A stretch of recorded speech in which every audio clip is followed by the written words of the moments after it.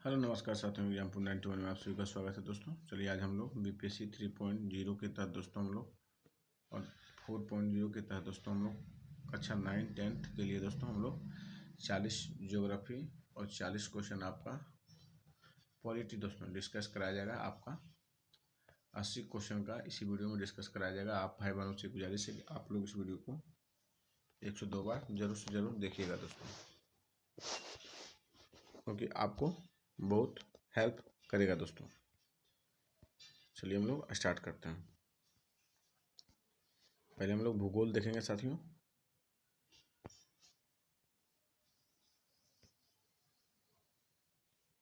चलिए question number आपका है 171। देखिए, विजयवाड़ा शहर किस नदी के तट पर अवस्थित है दोस्तों?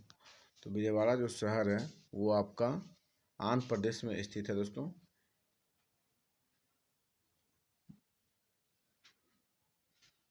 इनमें से कोई नहीं होगा दोस्तों आपका, नहीं तो गोदावरी होगा, नहीं महानदी होगा, नहीं कावेरी होगा दोस्तों। ये आंध्र प्रदेश में महाराष्ट्र का सांगली शहर में कृष्णा नदी के तट पर स्थित है। कहाँ पे है दोस्तों? महाराष्ट्र के सांगली शहर कृष्णा नदी पे स्थित है दोस्तों, कृष्णा नदी पे दोस्तों। ये आप लोग याद रखिएगा। चलिए हम लोग क्वेश्चन नंबर 72 चलते हैं दोस्तों।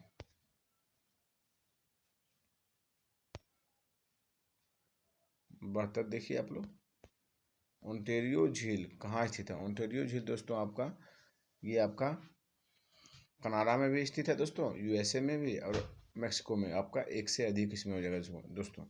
ओंटारियो झील कहाँ पे स्थित है? कनाडा में भी है, यूएसए में है, मैक्सिको में है दोस्तों। थोड़ा हम इसके बारे में कुछ चर्चा करते हैं दोस्तों। ओंटारियो जो दोस्तों कनाडा एवं यूएसए की सीमा पर स्थित एक विशाल झील है दोस्तों। इस झील का उत्तर कनाडा के ओंटारियो प्रांत में, दक्षिण में यूएसए का न्यूयॉर्क है दोस्तों। मैक्सिको सिर्फ आपका नहीं होगा दोस्तों, सिर्फ ये दोनों होगा, इसलिए आपका डी गया है। ओंटारियो झील से सेंट लॉरेंस नदी उद्गम होता है दोस्तों। सेंट लॉरेंस नदी से कहाँ से उद्गम होता है? ओंटारियो झील से दोस्तों। चलिए क्वेश्चन नंबर हम लोग देखते हैं। क्वेश्चन नंबर 73 देखिए, ऑकलैंड किस देश का बंदरगाह है दोस्तों? ऑकलैंड आपका न्यूजीलैंड का बंदरगाह। किस देश का दोस्तों? न्यूजीलैंड का। आप लोग आगे फिर इसके बारे में थोड़ा जानिए। ऑकलैंड न्यूजीलैंड का सबसे बड़ा नगर भी है दोस्तों। यह शहर प्रसिद्ध बंदरगाह शहर होने के साथ साथ जहाज निर्माण उद्योग, युद्ध सामग्री निर्माण उद्योग और चीनी उद्योग आदि के लिए भी एक प्रमुख औद्योगिक नगर है दोस्तों। सेंट पीटर्सबर्ग एवं मरमांस्क रूस के प्रसिद्ध बंदरगाह शहर है तो वैंकूवर कनाडा का एक प्रसिद्ध शहर है वैंकूवर दोस्तों। अब विश्व का सबसे बड़ा बंदरगाह संघाई बंदरगाह है दोस्तों। मुंबई बंदरगाह भारत का सबसे बड़ा बंदरगाह है। चलिए हम लोग आगे देखते हैं। क्वेश्चन नंबर 74 देखिए। 74 में बोला जा रहा है साथियों कि तकला माकन मरुस्थल कहाँ स्थित है? तकला माकन मरुस्थल जो स्थित है ये आपका चीन में स्थित है दोस्तों। कहाँ पे? चीन में दोस्तों। चलिए हम लोग आगे बढ़ जाते हैं। चीन में है दोस्तों, और किस मरुस्थल पे है? तो गोबी मरुस्थल पे है दोस्तों। पूर्व में इसका गोबी मरुस्थल है, पश्चिम में इसका पामीर का पर्वत है दोस्तों। चलिए हम लोग आगे चलते हैं। कौन सा तथ्य अमेजन नदी से संबंधित सही तथ्य है दोस्तों? कौन सा तथ्य अमेजन नदी से संबंधित तथ्य है दोस्तों? तो देखिए आपका इसमें हो जाएगा उद्गम एंडीज पर्वत दोस्तों, आपका ये भी सही है। फिर मुहाना अटलांटिक महासागर, आपका ये भी दोस्तों अमेजन नदी का जो मुहाना है वो अटलांटिक महासागर में है दोस्तों। फिर देखिए, और मुहाना प्रशांत महासागर में नहीं है दोस्तों, इसलिए आपका ए और बी दोनों से, इसलिए आपका एक से अधिक लेगा दोस्तों। चलिए हम लोग आगे की ओर बढ़ते हैं दोस्तों।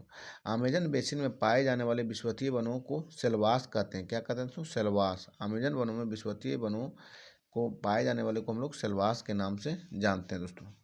और लंबाई के आधार पर अमेजन नदी विश्व की दूसरी सबसे लंबी नदी है, और सबसे लंबी नदी अगर पूछ लिया जाए तो नील नदी है दोस्तों, और दूसरी नदी अमेजन नदी है। चलिए हम लोग क्वेश्चन नंबर 76, सी नदी किस देश की नदी है? सी नदी दोस्तों आपका ये फ्रांस की नदी। किसकी है? फ्रांस की दोस्तों। और सी नदी उद्गम फ्रांस के डिजोन के उत्तर पश्चिम के कम्यून मध्यवर्ती पठार भाग में है दोस्तों। इसका मुहाना इंग्लिश चैनल में स्थित है। सीन नदी तट पर फ्रांस की राजधानी पेरिस स्थित है दोस्तों। चलिए हम लोग आगे चलते हैं। क्वेश्चन नंबर 77 देखिए, दक्षिण अफ्रीका देश की सीमा निम्न से किन देशों से मिलती है दोस्तों? दक्षिण अफ्रीका देश की सीमा किन देशों से मिलती है? तो आप लोग जानते हैं नामीबिया और बोत्सवाना दोस्तों। किससे मिलती है? नामीबिया और बोत्सवाना से दोस्तों। चलिए हम लोग नेक्स्ट क्वेश्चन की ओर चलते हैं। क्वेश्चन नंबर आपका 78 है दोस्तों। विषुवतीय जलवायु प्रदेश का विस्तार निम्न से कहाँ हुआ था दोस्तों? विषुवतीय जलवायु प्रदेश का जो विस्तार हुआ था वो आपका दोस्तों अमेजन बेसिन में हुआ भी, दक्षिण पूर्व एशिया में भी हुआ दोस्तों, और आपका कांगो बेसिन में दोस्तों। आपका इसमें एक से अधिक होगा दोस्तों। देखिए, विषुवतीय जलवायु प्रदेश का विस्तार अमेजन बेसिन, कांगो बेसिन, दक्षिण पूर्व एशियाई द्वीपों में दोस्तों। आपका तीनों है दोस्तों, इसलिए एक से अधिक इसमें भी होगा दोस्तों। चलिए हम लोग आगे चलते हैं। क्वेश्चन नंबर आप 79 देखिए, सुंदरी वनस्पति से संबंधित सही तथ्य की पहचान करना। तो यह भारत के पूर्वी डेल्टाओं में सबसे उत्तरी डेल्टा की वनस्पति है। फिर देखिए, यह ज्वारीय वनस्पति है।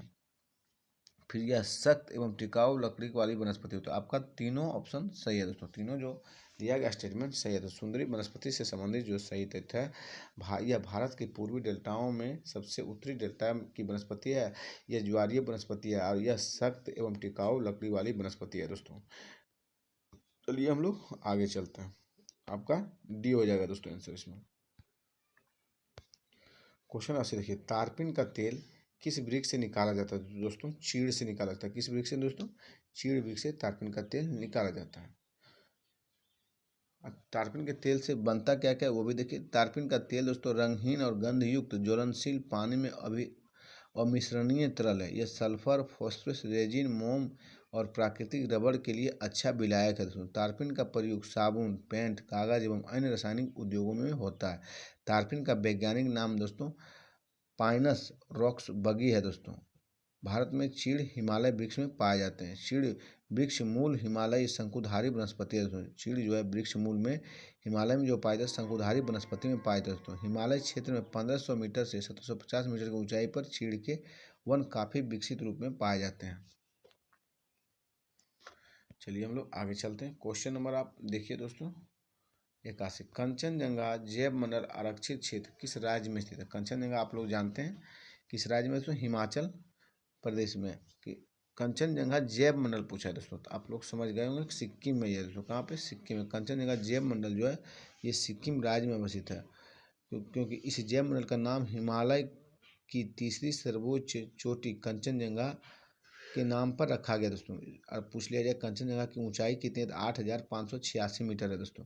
नंदा देवी राष्ट्रीय उद्यान जैव मंडल आरक्षित क्षेत्र उत्तराखंड में स्थित है दोस्तों। और कोल्ड डेजर्ट जैव मंडल आरक्षित क्षेत्र हिमालय प्रदेश में स्थित है। नीलगिरी जैव मंडल आरक्षित क्षेत्र तमिलनाडु, केरल और कर्नाटक से में विस्तार है। नोकरेक जैव मंडल अगर पूछ लिया जाए तो आपका मेघालय में। मन्नार की खाड़ी आपका पूछ लिया जाए तो ये तमिलनाडु में। और सुंदरवन जैव मंडल आरक्षित क्षेत्र पूछ लिया जाए पश्चिम बंगाल में। मानस आपका असम में दोस्तों। और सिमलीपाल उड़ीसा में। अगस्ता मलाई अगर पूछ लिया जाए तो केरल में दोस्तों। केरल और तमिलनाडु दोनों राज्यों में स्थित है अगस्ता मलाई दोस्तों। चलिए हम लोग आगे चलते हैं। क्वेश्चन नंबर आप 82 देखिए। 82 में बोल रहा लद्दाख पर्वत किसके अंतर्गत आता है दोस्तों? तो लद्दाख पर्वत जो है आपका आ जाएगा ट्रांस हिमालय के अंतर्गत दोस्तों, जो सबसे ऊपरी भाग में है दोस्तों। चलिए हम लोग आगे चलते हैं। क्वेश्चन नंबर आप देखिए 83 दोस्तों। 83 में बोला जा रहा है कि किस देशांतर को अंतर्राष्ट्रीय तिथि रेखा कहते हैं दोस्तों? तो आप लोग जानते हैं 180 डिग्री देशांतर को हम अंतर्राष्ट्रीय तिथि रेखा कहते हैं। 180 डिग्री देशांतर को दोस्तों हम लोग क्या कहते हैं? अंतर्राष्ट्रीय तिथि रेखा कहते हैं दोस्तों। चलिए, इस रेखा का निरीक्षण 1884 में वाशिंगटन में संपन्न हुए सम्मेलन में हुआ था दोस्तों। 180 डिग्री देशांतर को पार करने पर तिथि में एक दिन का अंतर पड़ जाता है। और 0 डिग्री देशांतर रेखा का प्रधान याम्योत्तर रेखा और अंतर्राष्ट्रीय मानक समय रेखा कहते हैं। यह इंग्लैंड की ग्रीनविच वेधशाला से गुजरता है और इसी ग्रीनविच रेखा के इसे ही ग्रीनविच के नाम से जाना जाता है। 82.5 डिग्री पूर्व देशांतर रेखा भारत का मानक समय। भारत का मानक समय रेखा ग्रीनविच मानक समय से 5.5 घंटा आगे है दोस्तों। चलिए हम लोग चलते हैं। आकाश में ऊषा मेजर निम्न में क्या है? आप लोग जानते हैं आकाश में जो ऊषा मेजर है वो आपका तारा मंडल है। क्या है दोस्तों? तारा मंडल है। चलिए, वर्तमान में तारामंडल की संख्या, ग्रह की संख्या कितनी है दोस्तों? नहीं, वर्तमान में तारामंडल की संख्या कितनी है दोस्तों? तो 88 है। ये आप लोग ध्यान रखिएगा। उर्सा मेजर तारामंडल का अन्य नाम है, जो ग्रेट बैरियर या बिग बियर भी कहते हैं इसे दोस्तों। मंगल एवं बृहस्पति ग्रहों के बीच छोटा क्षुद्रग्रह घूमता है दोस्तों। क्षुद्रग्रह सेरस प्रसिद्ध क्षुद्रग्रह, सेरस एक प्रसिद्ध क्षुद्रग्रह दोस्तों। वर्ष 2006 में अंतर्राष्ट्रीय खगोल संघ ने प्लूटो की ग्रह की श्रेणी से निकालकर बौने ग्रह में डाल दिया गया था दोस्तों। चलिए हम लोग आगे देखते हैं। क्वेश्चन 85 देखते हैं। मैकमोहन रेखा किन देशों के बीच सीमा बनाता है? मैकमोहन दोस्तों, तो भारत और चीन के बीच मैकमोहन रेखा सीमा बनाता है दोस्तों। और ये रेखा जो हुआ 1914 में शिमला कन्वेंशन के दौरान तय की गई रेखा है दोस्तों। चलिए हम लोग आगे चलते हैं। हेनरी मैकमोहन के नेतृत्व में ये रेखा खींचा गया था दोस्तों। क्वेश्चन नंबर आप 86 देखिए। किस देश का क्षेत्रफल भारत से कम है दोस्तों? भारत से कम अर्जेंटीना का दोस्तों। 8वां महादेश आपका भारत अर्जेंटीना है दोस्तों। और 6ठा आपका ऑस्ट्रेलिया है, ये ध्यान रखिएगा आप लोग। ऑस्ट्रेलिया आपका 6ठा है। और 7वां में इंडिया है। 5वां अगर पूछ लिया जाए तो ये ब्राज़ील है दोस्तों। चलिए हम लोग, केमुल लामजाओ नेशनल पार्क भारत के किस राज्य में स्थित है? केमुल लामजाओ दोस्तों मणिपुर में। किस राज्य में दोस्तों? मणिपुर राज्य में। चलिए हम लोग आगे बढ़ते हैं दोस्तों। नेक्स्ट क्वेश्चन की ओर चलते हैं हम लोग। क्वेश्चन बोल रहा है दोस्तों आपका 88 नंबर देखिए। भारत की सबसे लंबी अंतर्राष्ट्रीय सीमा किस देश के साथ लगती है? तो आप लोग जानते हैं कि बांग्लादेश के साथ लगती है। किसके साथ दोस्तों? बांग्लादेश के साथ लगती है। इनमें से आपका कोई नहीं होगा। चलिए हम लोग नेक्स्ट क्वेश्चन की ओर चलते हैं। पम्बन द्वीप कहाँ स्थित है दोस्तों? आप लोग जल्दी से बताइए। पम्बन द्वीप नहीं दोस्तों, आप पहले बताइए। भारत की सबसे लंबी अंतर्राष्ट्रीय सीमा किस देश से? ये तो हम करवा दिए। पम्बन द्वीप कहाँ स्थित है दोस्तों? पम्बन द्वीप आपका भारत और श्रीलंका के बीच है। कहाँ पे दोस्तों? भारत और श्रीलंका के बीच है। चलिए हम लोग देखते हैं दोस्तों, पम्बन द्वीप कहाँ स्थित है? तो भारत और श्रीलंका के बीच आपका पम्बन द्वीप है दोस्तों। चलिए हम लोग आगे देखते हैं फिर। क्वेश्चन नंबर आप 90 देखिए। नर्मदा नदी किन दो पर्वत के बीच भ्रंश घाटी से होकर बहती है दोस्तों? आप लोग जानते होंगे विंध्य और सतपुड़ा दोस्तों। किसके बीच बहती है? विंध्य और सतपुड़ा के बीच दोस्तों। चलिए नेक्स्ट क्वेश्चन की ओर चलते हैं हम लोग। क्वेश्चन नंबर 91 देखते हैं। चंबल नदी किसकी सहायक नदी है दोस्तों? चंबल जो है दोस्तों यमुना की सहायक नदी। किसकी है दोस्तों? यमुना की सहायक नदी है। चलिए हम लोग नेक्स्ट क्वेश्चन की ओर 92 देखिए। किस जलप्रपात को भारत का नियाग्रा जलप्रपात कहते हैं दोस्तों? तो चित्रकूट जलप्रपात को भारत का नियाग्रा जलप्रपात कहते हैं। क्या कहते हैं? नियाग्रा जलप्रपात दोस्तों। चलिए हुंडू जलप्रपात देखिए स्वर्णरेखा नदी पर है दोस्तों, झारखंड में आपका पड़ता है। और शिवसमुद्रम जलप्रपात जो है ये आपका कहाँ पे पड़ता है दोस्तों? तो ये आपका कर्नाटक राज्य में कावेरी नदी पर पड़ता है दोस्तों। कर्नाटक राज्य के कावेरी नदी पर शिवसमुद्रम जलप्रपात पड़ता है। चलिए हम लोग आगे नेक्स्ट क्वेश्चन की ओर चलते हैं। क्वेश्चन नंबर 93 देखिए। अमृतसर एवं शिमला लगभग एक ही अक्षांश पर स्थित है, परंतु जलवायु में भिन्नता का कारण निम्न में से कौन सा है दोस्तों? चलिए देखते हैं कौन सा कारण है दोस्तों। तो उनकी ऊंचाई में भिन्नता, उनकी समुद्र से दूरी की भिन्नता, फिर दोस्तों शिमला में बर्फबारी। तो आपका जो हो जाएगा दोस्तों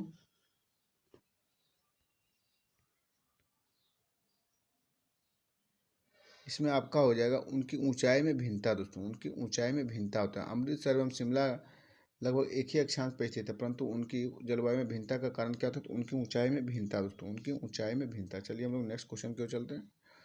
94 देखिए। कौन दुधारू भैंस की नस्ल है दोस्तों? तो दुधारू भैंस की जो नस्ल है आपका राठी और गिर दोस्तों, ये गाय की है। आपका साहिवाल भी आपका गाय ही है दोस्तों। ये तीनों जो दिया गया है गाय की नस्ल है दोस्तों। दुधारू भैंस की जो नस्ल है इनमें से कोई नहीं होता दोस्तों, क्योंकि देखिए नहीं होता, जफराबादी होता है, मुरादाबादी होता है, ये सब होता है। साहिवाल, गिर, राठी ये सब गाय की नस्ल है। चलिए हम भैंस की नस्ल थोड़ा बताते हैं आप लोगों को। देखिए मेहसाना हो जाएगा, गोदावरी हो जाएगा, नागपुरी हो जाएगा, संबलपुरी, ये सब सुरती, जफराबादी, मुर्रा, बुदावरी, ये सब है भैंस की नस्ल दोस्तों। चलिए हम लोग नेक्स्ट क्वेश्चन की ओर चलते हैं। क्वेश्चन नंबर 95 देखिए, माकुती चोटी, माकुर्ती चोटी में किस क्षेत्र की चोटी है दोस्तों? ये चोटी जो है आपका हो जाएगा दक्षिण पर्वतीय चोटी है दोस्तों। किसकी? दक्षिण पर्वतीय क्षेत्र की है। दक्षिण पर्वतीय क्षेत्र की चोटी क्या है? माकुर्ती चोटी दोस्तों। कहाँ पे पड़ता है ये थोड़ा आप लोग जानिए। माकुर्ती चोटी नीलगिरी के पर्वत की एक ऊंची चोटी है दोस्तों, जिसकी इसकी ऊंचाई है आपका 2554 मीटर दोस्तों। नीलगिरी पर्वत की सबसे ऊंची चोटी दोदा बेटा दोस्तों 2637 मीटर। चलिए हम लोग आगे चलते हैं। 96 देखिए, पश्चिम बंगाल भारत के कितने पड़ोसी देशों के साथ सीमा साझा करता है दोस्तों? तो 3 देशों के साथ। कितने देशों के साथ दोस्तों? देशों पूछा है कि देश के साथ दोस्तों। तो पश्चिम बंगाल की जो सीमा है दोस्तों, कितने देश के साथ सीमा साझा करते हैं? तो बांग्लादेश हो गया आपका, नेपाल हो गया और भूटान के साथ दोस्तों। चलिए हम लोग नेक्स्ट क्वेश्चन की ओर चलते हैं। नीति दर्रा कहाँ स्थित है दोस्तों? नीति दर्रा जो है आपका, ये आपका हो जाएगा साथियों उत्तराखंड में है। नीति दर्रा कहाँ? उत्तराखंड में दोस्तों। देखिए नीति दर्रा बृहत हिमालय में अवस्थित है दोस्तों। नीति दर्रा की ऊंचाई 5068 मीटर है दोस्तों। नीति दर्रा जो है भारत चीन के बीच रास्ता प्रदान करती है। मानला दर्रा बृहद हिमालय में उत्तराखंड में स्थित है दोस्तों, और भारत चीन के बीच मार्ग है दोस्तों। चलिए हम लोग आगे चलते हैं। मुलिंगला दर्रा अगर पूछ लिया जाए तो दोस्तों, तो बृहद हिमालय और उत्तराखंड में स्थित है। चलिए हम लोग नेक्स्ट क्वेश्चन की ओर। लूनी नदी किस राज्य में प्रवाहित होती है? तो आप लोग जानते हैं लूनी नदी जो है राजस्थान में प्रवाहित होती है दोस्तों। आपका राजस्थान भी हो जाएगा दोस्तों, और गुजरात में भी हो जाएगा, आपका एक से अधिक हो जाएगा। क्योंकि देखिए लूनी नदी जो है लंबाई अब इसका 30 किलोमीटर है दोस्तों, और राजस्थान और गुजरात में प्रवाहित होती है। लूनी नदी राजस्थान में अजमेर और दक्षिण पश्चिमी अरावली पर्वत में से होता है दोस्तों। लूनी नदी राजस्थान और गुजरात में बहते हुए कच्छ के रण में दलदली भूमि में विलुप्त हो जाती है दोस्तों। चलिए नेक्स्ट क्वेश्चन की ओर हम लोग चलते हैं। क्वेश्चन नंबर 99 देखिए, सतपुड़ा पर्वत श्रेणी का भाग है दोस्तों। सतपुड़ा का जो भाग है वो देखिए सतपुड़ा पर्वत श्रेणी का भाग देखिए महादेव पहाड़ियाँ, मैकाल पर्वत और राजपीपली, तीनों इसका है दोस्तों। तीनों सतपुड़ा श्रेणी का ही भाग है। राजपीपला पहाड़ी और महादेव पहाड़ियाँ और मैकाल पहाड़ियाँ दोस्तों, ये तीनों जो है आपका सतपुड़ा श्रेणी का ही भाग है दोस्तों। चलिए नेक्स्ट क्वेश्चन की ओर हम लोग। क्वेश्चन नंबर 100 देखिए, नर्मदा नदी का उद्गम कहाँ से हुआ दोस्तों? नर्मदा नदी का उद्गम, तो आप लोग जानते होंगे नर्मदा नदी का जो उद्गम है ये दोस्तों आपका सतपुड़ा श्रेणी से हुआ। कहाँ से दोस्तों? सतपुड़ा श्रेणी से हुआ था। सतपुड़ा पर्वत श्रेणी में मैकाल श्रेणी से अमरकंटक पठार से होता है नर्मदा नदी का उद्गम। नर्मदा नदी मध्य प्रदेश के अनुसार अनूपपुर जिले में अमरकंटक पठार से उत्पन्न होती है। नर्मदा नदी मध्य प्रदेश एवं गुजरात से होकर बहती है और पूर्व से पश्चिम की ओर बहते हुए खंबात की खाड़ी में गिर जाती है, यानी अरब सागर में दोस्तों।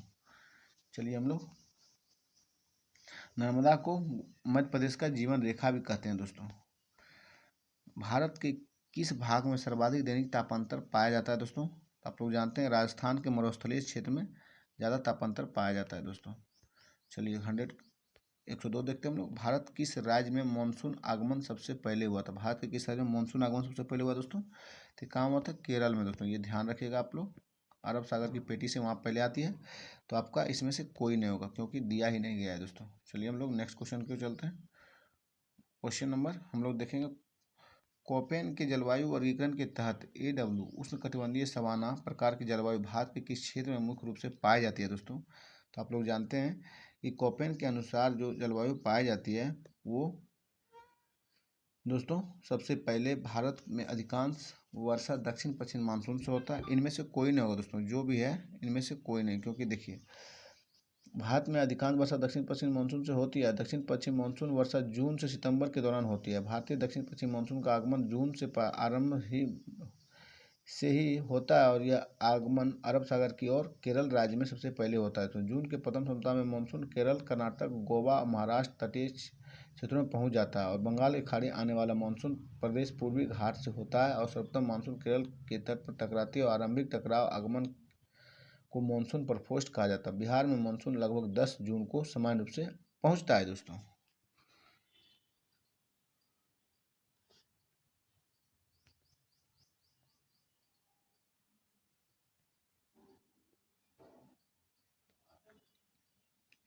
देखिए अब हम लोग गलत जो बोल रहे थे दोस्तों, जो हम अभी डिस्कशन किए दोस्तों, आपका ये क्वेश्चन था मानसून के बारे में था। हम लोग अब देखेंगे नेक्स्ट क्वेश्चन दोस्तों, वो बीच में गलत हम पढ़ दिए थे दोस्तों। देखिए कोपेन के जलवायु वर्गीकरण के तहत AW उष्णकटिबंधीय सवाना प्रकार की जलवायु भारत के किस क्षेत्र में मुख्य रूप से पाई जाती है? तो ये कर्क वृत्त के दक्षिण में प्रायद्वीपीय भारत के अधिकांश भाग में पाई जाती है। कहाँ पे दोस्तों? कर्क वृत्त के दक्षिण में प्रायद्वीपीय भारत के अधिकांश भाग में पाई जाती है। चलिए हम लोग चलते हैं आगे।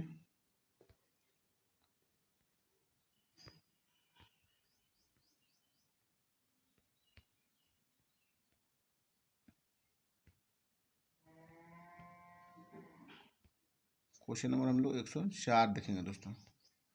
104 देखिए, बिहार में जनजातियों का बिहार के कुल जनसंख्या कितना है दोस्तों? 1.3% दोस्तों। 105 देखिए, बिहार राज्य में न्यूनतम पुरुष साक्षरता दर वाला जिला कौन सा है दोस्तों? न्यूनतम पुरुष साक्षरता दर वाला जिला पूछा गया है, तो ये आपका सीवान होगा दोस्तों। कौन सा होगा? तो दोस्तों सीवान भी नहीं है दोस्तों। न्यूनतम साक्षरता वाला जिला जो है ये पूर्णिया होगा दोस्तों। देखिए आपका ये भी नहीं होगा, ना यही होगा दोस्तों। पुरुष पूछा है ना, तो आपका पूर्णिया हो जाएगा दोस्तों, पूर्णिया। आपका इनमें से कोई नहीं होगा दोस्तों। अगर सर्वाधिक पूछ लेता पुरुष साक्षरता तो रोहतास होता दोस्तों। चलिए हम लोग आगे चलते हैं। 106 देखिए, भारत में स्थित प्रमुख मत्स्य ग्रहण पोताश्रय कहाँ स्थित है दोस्तों? ये आपका कोचीन में स्थित है दोस्तों। कहाँ पे? कोचीन में है दोस्तों। कोचीन कहाँ पड़ता है दोस्तों? कोचीन भारत का सबसे बड़े प्रांगण वाला बंदरगाह है दोस्तों। हड़प्पा सभ्यता में लोथल बंदरगाह था, लेकिन भारत में लगभग 200 बंदरगाह हैं और 13 बड़े बंदरगाह हैं दोस्तों। बड़े बंदरगाह का विकास एवं प्रबंधन संघीय सूची में वर्णित होता है। मंझले और छोटे बंदरगाह का समवर्ती सूची में वर्णित होता है दोस्तों। विशाखापट्टनम सबसे बड़ा बंदरगाह है और अटल बिहारी वाजपेयी सरकार में भारत सागर माला जोड़ो योजना के अधीन बंदरगाह के सड़क की बेहतर यातायात व्यवस्था किया गया था। भारत सागर जोड़ो योजना के तहत अटल बिहारी वाजपेयी सरकार में। चलिए हम लोग क्वेश्चन 106 देखते हैं। भारत में स्थित प्रमुख मत्स्यगृह पोताश्रय कहाँ स्थित है? कोचीन में दोस्तों। ये तो बना ही लिए। फिर देखिए 107 देखें, बिहार में कैसी मिट्टी पाई जाती है? तो बिहार में जलोढ़ मिट्टी पाई जाती है दोस्तों। चलिए हम लोग गंगा के उत्तरी भाग में बिहार में खादर और गंगा के दक्षिणी भाग में बिहार में बांगर मिट्टी का पाया जाता है दोस्तों। 108 देखते हैं हम लोग, बिहार में लगभग कितनी भूमि कृषि के अंतर्गत आती है? तो 3/4 दोस्तों। कितनी आती है? 3/4 भूमि बिहार में कृषि के अंतर्गत आती है दोस्तों। चलिए भारत का सुदूर पश्चिमी बिंदु क्या है दोस्तों? पश्चिमी पूजा है दोस्तों। तो आपका 68°7 में पूर्वी देशांतर गुजरात होगा दोस्तों, आपका C नंबर। चलिए हम लोग नेक्स्ट क्वेश्चन की ओर। क्वेश्चन नंबर हम लोग देखेंगे 110 दोस्तों। भारत में कुल्लू घाटी किसकी खेती के लिए प्रसिद्ध है? कुल्लू घाटी दोस्तों। तो आपका सेब के लिए प्रसिद्ध है कुल्लू घाटी दोस्तों। चलिए हम लोग चलते हैं आगे दोस्तों। आलू के लिए शिमला आपका स्थित है और अंगूर के लिए आपका नासिक। अंगूर के लिए दोस्तों आपका नासिक रीजन में होगा, वहीं नींबू भी पाया जाता है। चलिए हम लोग आगे चलते हैं। हम लोग आपका 40 क्वेश्चन राज्य व्यवस्था देखेंगे दोस्तों। चलिए, रेगुलेटिंग एक्ट 1773 के तहत प्रावधानित उच्चतम न्यायालय में कुल कितने न्यायाधीशों की उपस्थिति का प्रावधान किया गया दोस्तों? तो रेगुलेटिंग एक्ट के तहत प्रावधानित उच्चतम न्यायालय में कुल कितने न्यायाधीशों की उत्पत्ति का प्रावधान किया गया था? तो आप लोग जानते हैं तो 4 न्यायाधीश थे दोस्तों। एक थे सर एलिजा एम पे हेड न्यायाधीश दोस्तों और 3 उनके नीचे थे दोस्तों। 3 नीचे कौन कौन थे उनका नाम आप लोग जान लीजिए। लिमेस्टर थे, चैम्बर्स थे और हाइट थे दोस्तों। सब पूरा मिला के 4 हो जाएंगे। चलिए हम लोग आगे चलते हैं। क्वेश्चन नंबर हम लोग 112 देखेंगे दोस्तों। सुधार अधिनियम 1786 से संबंधित मुख्य बातें निम्न में कौन सी है दोस्तों? गवर्नर जनरल को अपने परिषद के निर्णय पर वीटो का अधिकार दिया गया। सही बात है दोस्तों। गवर्नर जनरल को मुख्य सेनापति की शक्ति भी दे दी गई थी, ये भी बात सही। तो बोर्ड ऑफ कंट्रोल और उसके कर्मचारियों का वेतन भारतीय राजस्व से देनी प्रदान किया गया था दोस्तों। तो पूछा गया कि कौन सा मुख्य बातें निम्न में है दोस्तों? तो आपका इनमें से एक से अधिक हो जाएगा, सभी बातें इसमें स्वीकार किया गया है दोस्तों। चलिए हम लोग आगे चलते हैं नेक्स्ट क्वेश्चन की ओर। क्वेश्चन नंबर आप 113 देखिए, किस अधिनियम द्वारा गवर्नर जनरल ऑफ बंगाल पद के गवर्नर जनरल ऑफ इंडिया किया गया था दोस्तों? तो आप लोग जानते हैं चार्टर एक्ट फिर से देखिए, किस अधिनियम द्वारा गवर्नर जनरल ऑफ बंगाल पद को गवर्नर जनरल ऑफ इंडिया किया गया था? तो चार्टर एक्ट 1833 के अधीन दोस्तों। किस एक्ट के तहत? चार्टर एक्ट 1833 के अधीन किया गया था, तब भारत के गवर्नर जनरल को भारत का गवर्नर जनरल कर दिया गया था दोस्तों। चलिए 114 देखिए, किस अधिनियम द्वारा गवर्नर जनरल को भारतीय विधि आयोग गठित करने का अधिकार दिया गया था दोस्तों? तो चार्टर 1833 अधिनियम के तहत दिया गया था दोस्तों, विधि आयोग मतलब एक कानूनी आयोग स्थापित करने के लिए दोस्तों। चलिए हम लोग नेक्स्ट क्वेश्चन की ओर चलते हैं। चलिए 115 देखते हैं, किस अधिनियम से प्रथम बार गवर्नर जनरल वायसराय को अपने कार्यकारिणी परिषद एक्सिक्यूटिव काउंसिल में एक भारतीय सदस्य रखने का उपबंध किया गया दोस्तों? ये किया गया था भारत परिषद अधिनियम 1909 दोस्तों। भारत परिषद अधिनियम 1909 के तहत ये किया गया था दोस्तों। कि फिर से एक बार क्वेश्चन देख लीजिए, किस अधिनियम से प्रथम बार गवर्नर जनरल वायसराय को अपने कार्यकारिणी परिषद में एक भारतीय सदस्य रखने का उपबंध किया गया? तो भारत परिषद अधिनियम 1909 के तहत दोस्तों। चलिए नेक्स्ट क्वेश्चन की ओर चलते हैं हम लोग। क्वेश्चन 116, किस अधिनियम से प्रांत में पूर्ण स्वशासी शासन की स्थापना का प्रावधान प्रस्तुत किया गया था दोस्तों? तो ये किया गया था आपका भारत शासन अधिनियम 1935 में दोस्तों। किसमें किया था? भारत शासन अधिनियम 1935 के द्वारा दोस्तों। फिर से देखिए, एक बार फिर से पढ़ लिया जाए। क्या बोला? किस अधिनियम से प्रांतों में पूर्ण स्वशासी शासन को स्थापना स्वशायत है यहाँ दोस्तों, ये पकड़ना, स्वशायत शासन की स्थापना का प्रावधान किया गया था? तो भारत शासन अधिनियम 1935 के द्वारा दोस्तों। चलिए नेक्स्ट क्वेश्चन की ओर। क्वेश्चन आपका 117 है, किस संविधान संशोधन अधिनियम द्वारा भारत में राज्यों को 4 श्रेणियों को समाप्त कर दिया गया था दोस्तों? तो 7वां संविधान संशोधन दोस्तों। किसमें किया गया था? 4, यहाँ पकड़ना है, श्रेणियों को समाप्त किया गया था। तो 7वां संविधान संशोधन में दोस्तों 1956 में। कब, किसमें दोस्तों? 7वां संविधान संशोधन 1956 में हुआ था। ये भी ध्यान रखिएगा, क्योंकि ये भी पूछ लेगा तो आप लोग गलत, अभी इसे निरस्त कर दिया गया दोस्तों। चलिए हम लोग आगे चलते हैं। क्वेश्चन नंबर 118 देखिए, भारतीय संविधान में उल्लेखित निम्न से कौन राज्य की नीति के निर्देशक तत्व 42वां संशोधन अधिनियम 1976 द्वारा जोड़ा गया दोस्तों? समान न्याय, निःशुल्क विधिक सहायता, उद्योगों के प्रबंधन में कर्मगारों का भाग लेना, और पर्यावरण का संरक्षण तथा संवर्धन और वन जीवों की रक्षा करना दोस्तों। तो आपका इसमें डी हो जाएगा दोस्तों, एक से अधिक हो जाएगा। चलिए हम लोग आगे चलते हैं। क्वेश्चन नंबर 119 देखिए, कौन भारतीय संविधान में उल्लेखित मौलिक कर्तव्य नहीं है दोस्तों? तो देश की रक्षा करें, आह्वान किए जाने पर राष्ट्र की सेवा करें, ये मौलिक कर्तव्य है दोस्तों। वैज्ञानिक दृष्टिकोण और मानववाद और ज्ञानार्जन तथा सुधार की भावना को विकास करें, ये भी आपका मौलिक कर्तव्य है दोस्तों। लेकिन अंतर्राष्ट्रीय शांति और सुरक्षा की अभिवृद्धि करें, ये आपका नीति निषेध तय है दोस्तों, यही आपका गलत है दोस्तों। चलिए हम लोग आगे चलते हैं।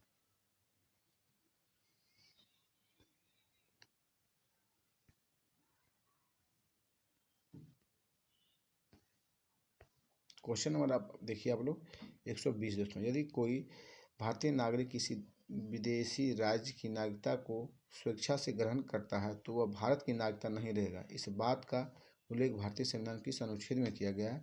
तो ये एक बात का वर्णन किया गया दोस्तों अनुच्छेद नंबर 19 में दोस्तों। किस में किया गया? अनुच्छेद 19 में, सॉरी दोस्तों, अनुच्छेद 9 में दोस्तों, अनुच्छेद 9 में दोस्तों। चलिए हम लोग आगे चलते हैं। भारतीय संविधान द्वारा प्रदत्त मौलिक अधिकारों में समानता का अधिकार का अनुच्छेद विस्तार निम्न से कौन सा है दोस्तों? समानता, यहाँ पे पकड़ना, समानता का अधिकार दोस्तों 1418 में। कौन किस अनुच्छेद में दोस्तों?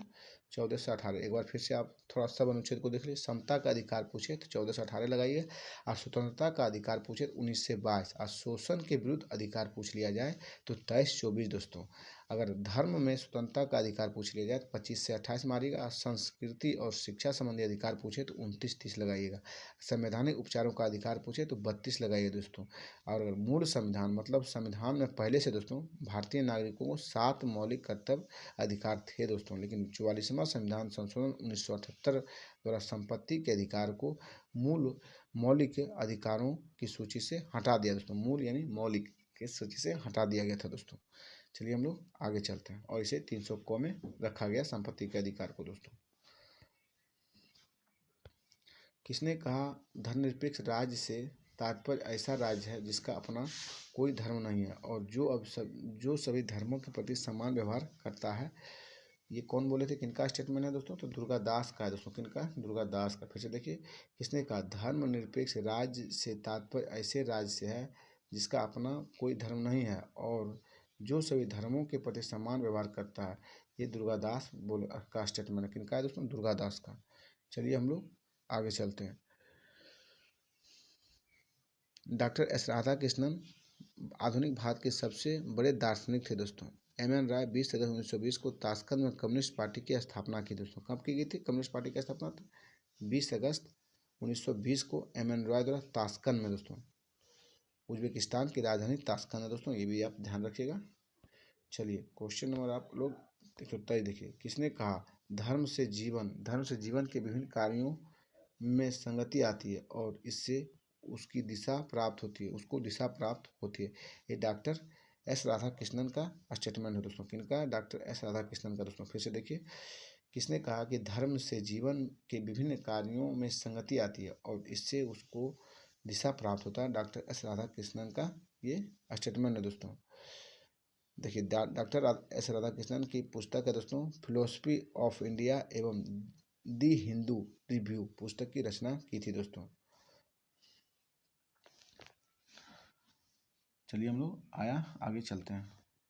भारतीय संविधान की सबसे बड़ी विशेषता क्या है दोस्तों, तो सबसे बड़ी संविधान है। भारतीय संविधान की जो सबसे बड़ी विशेषता है कि ये विश्व की सबसे बड़ी संविधान है दोस्तों। चलते हैं हम लोग आगे। 125 देखिए, शांति की समकालीन चुनौतियां हैं। शांति की समकालीन जो चुनौतियां हैं दोस्तों, दबंग राष्ट्रों का अपनी संप्रभुता का प्रभावपूर्ण प्रदर्शन दोस्तों, आतंकवादियों द्वारा आधुनिक हथियार एवं उन्नत तकनीक का प्रयोग, अब वैश्विक समुदाय की मुख्यदर्शिता दोस्तों। तो क्या होगा आपका, तो एक से अधिक होगा दोस्तों। शांति की समकालीन चुनौतियां हो जाएगा आपका एक से अधिक दोस्तों। दबंग राष्ट्रों की अपनी संप्रभुता का प्रभावपूर्ण प्रदर्शन और आतंकवादियों द्वारा आधुनिक हथियारों में उन्नत तकनीक का प्रयोग और वैश्विक समुदाय का मुख्यदर्शिता आपका डी दोस्तों, एक से अधिक है दोस्तों।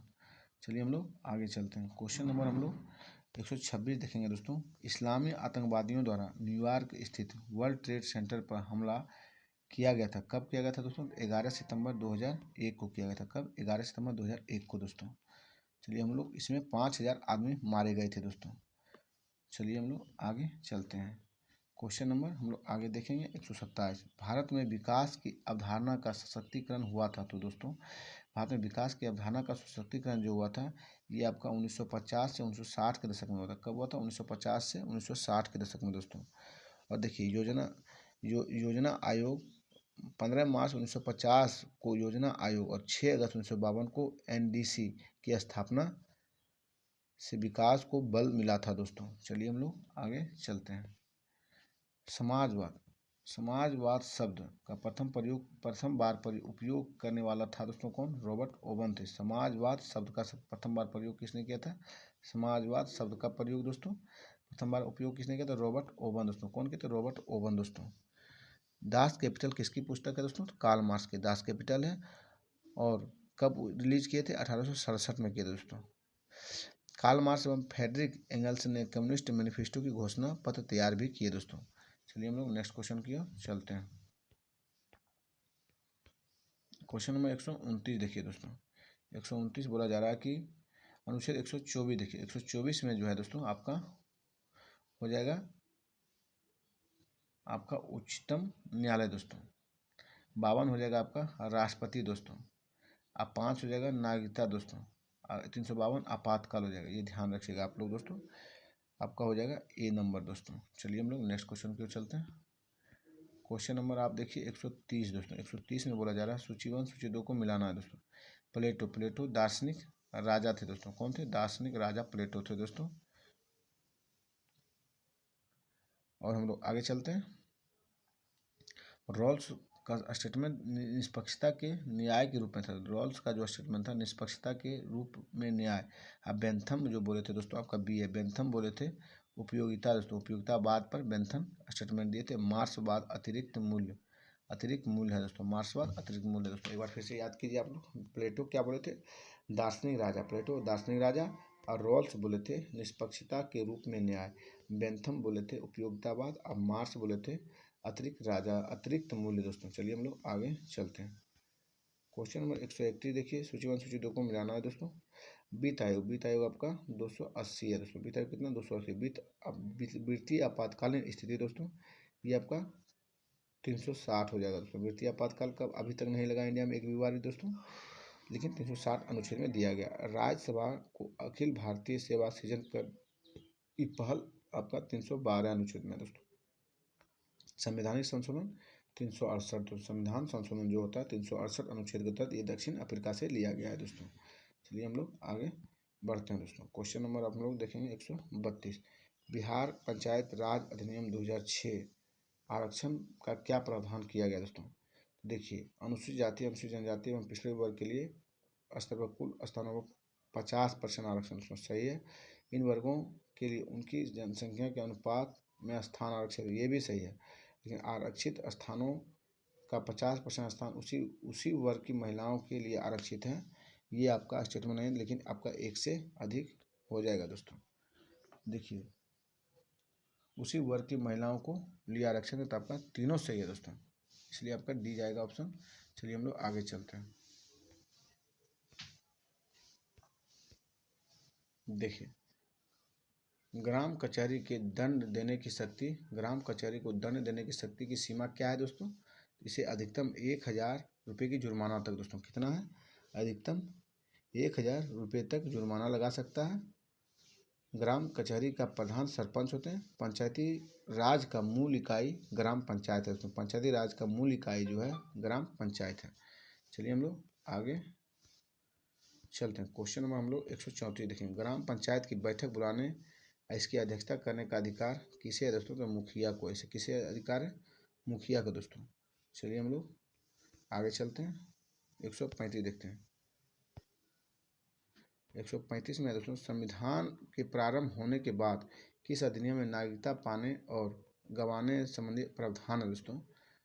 तो ये आपका नागरिकता अधिनियम 1955 में दोस्तों। किसमें, नागरिकता अधिनियम 1955 में दोस्तों संविधान में नागरिकता पाने और कमाने का अधिकार दोस्तों प्रावधान किया गया। चलिए हम लोग 136 देखें। संविधान का भाग 3 अनुच्छेद 12 से 35 के तहत कुल कितने मौलिक अधिकार का वर्णन किया गया दोस्तों, तो 6 मौलिक अधिकार का वर्णन किया गया दोस्तों। कितने, 6 का दोस्तों। चलिए हम लोग आगे बढ़ते हैं दोस्तों।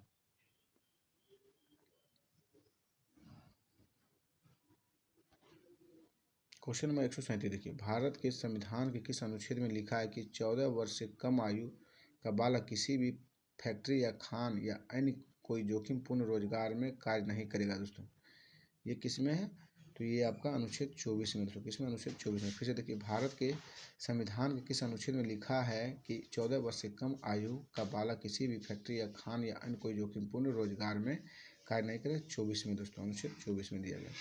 चलिए हम लोग आगे बढ़ते हैं। क्वेश्चन नंबर 138 देखिए, किसने कहा जब मनुष्य दूसरे के लिए जीता है तभी वह अपने लिए भी जीता है दोस्तों। ये किनका स्टेटमेंट है दोस्तों, ये आपका दोस्तों कॉन्डरसेंट का स्टेटमेंट है। किनका दोस्तों, कॉन्डरसेंट दोस्तों। एक बार फिर से पढ़ लीजिए कि जब मनुष्य दूसरों के लिए जीता है तभी वह अपने लिए भी जीता है, कॉन्डरसेंट बोले थे दोस्तों। चलिए नेक्स्ट क्वेश्चन पे चलते हैं। किसने कहा सदा सच बोलना और कर्ज की अदायगी ही न्याय है दोस्तों। ये किनका स्टेटमेंट है, ये दोस्तों आपका सेफल्स का है। सदा सच बोलना और कर्ज की अदायगी ही न्याय है, सेफल्स बोले थे दोस्तों। कौन बोलते हैं, सेफल्स दोस्तों। प्लेटो ने कहा था कि अपने निश्चित कर्तव्यों को करना तथा दूसरों के कर्तव्यों में हस्तक्षेप नहीं करना ही न्याय है, ये प्लेटो का स्टेटमेंट। और जावेट बोले थे दोस्तों, न्याय वह गुण है जो राज्य में निवास करता है। प्लेटो का न्याय और कुछ नहीं बल्कि अपने कर्तव्यों को व्यवहार में प्रयोग करना दोस्तों। चलिए हम लोग आगे चलते हैं। क्वेश्चन नंबर 140 है, न्याय शक्तिशाली के हित में, यह किसकी उक्ति है दोस्तों। न्याय जो है शक्तिशाली के हित में है, ये युक्ति आपका हो जाएगा साथियों थ्रेसिमेकस को दोस्तों। किसका होगा, थ्रेसिमेकस का दोस्तों।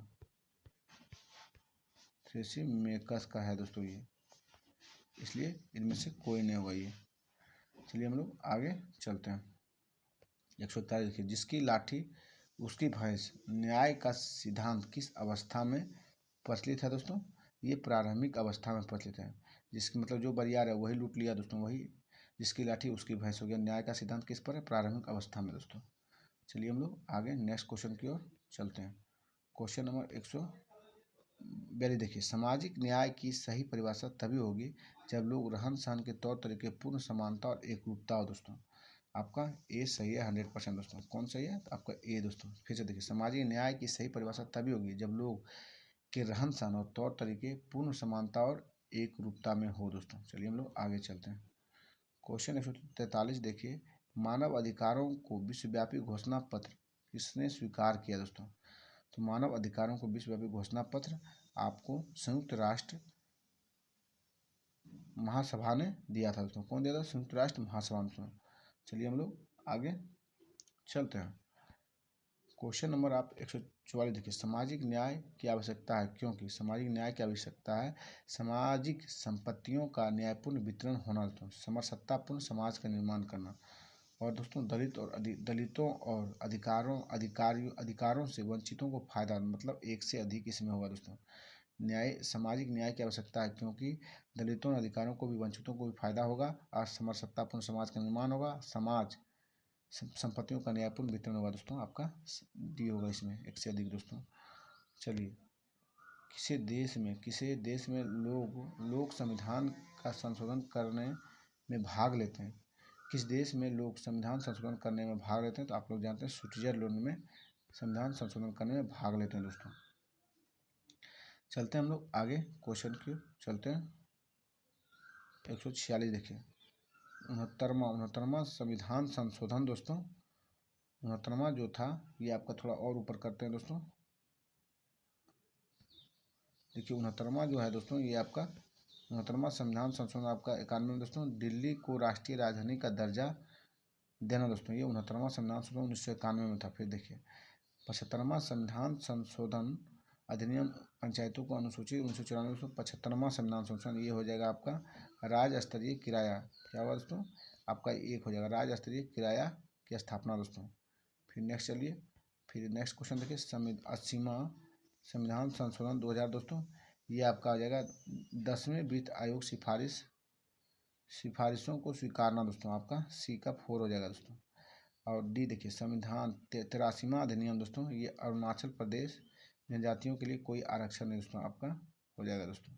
चलिए हम लोग आगे देखते हैं। आपका ए सही है दोस्तों। कौन सा सही है? ए दोस्तों। चलिए हम लोग नेक्स्ट क्वेश्चन की ओर चलते हैं।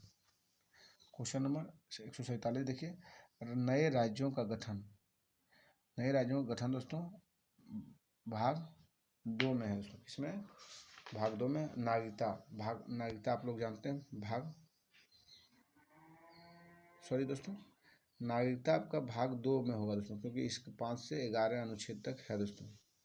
और राज्यों का गठन भाग संविधान की अनुसूची 3 दोस्तों, सही है। चलिए हम लोग आगे फिर देखते हैं, मिलाते हैं। फिर मौलिक अधिकार दोस्तों, मौलिक अधिकार आप लोग जानते हैं कि भाग 3 में दोस्तों 12 से 35 है। और प्रशासनिक अधिकरण की स्थापना ये आपका 323 का ए हो जाएगा दोस्तों। चलिए हम लोग आगे बढ़ते हैं। किसी विशेष दिन लोकसभा में अधिकतम कितने तारांकित प्रश्न पूछे जा सकते हैं? 20 दोस्तों। कितने? 20। चलिए हम लोग आगे चलते हैं। प्रथम श्रेणी की जुडिशियल मजिस्ट्रेट को कितनी सजा देने की शक्ति है दोस्तों? तो 3 वर्षों की सजा देने की शक्ति है दोस्तों। कितने दोस्तों? सॉरी दोस्तों, 3 वर्षों को नहीं, प्रथम जुडिशियल मजिस्ट्रेट को जो सजा देने की व्यवस्था है दोस्तों, ये आपका है 3 वर्षों की सजा और 10,000 रुपये जुर्माना करने की सजा है दोस्तों। आपका बी होगा प्रथम श्रेणी की जुडिशियल को दोस्तों।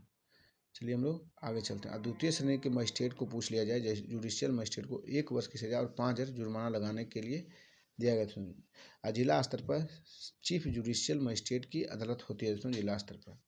चलिए हम लोग आगे चलते हैं। क्वेश्चन नंबर 150 है दोस्तों, चुनाव के समय किसी चुनाव क्षेत्र में चुनाव प्रचार कब बंद करना पड़ता है? तो मतदान प्रारंभ होने से 48 घंटे पहले दोस्तों। आपका सी सही है दोस्तों। कौन सा? सी दोस्तों। चलिए हम लोग, आपका सेशन कंप्लीट होगा दोस्तों। धन्यवाद दोस्तों। वीडियो अच्छा लगे तो जरूर से जरूर चैनल को सब्सक्राइब कीजिएगा दोस्तों। धन्यवाद।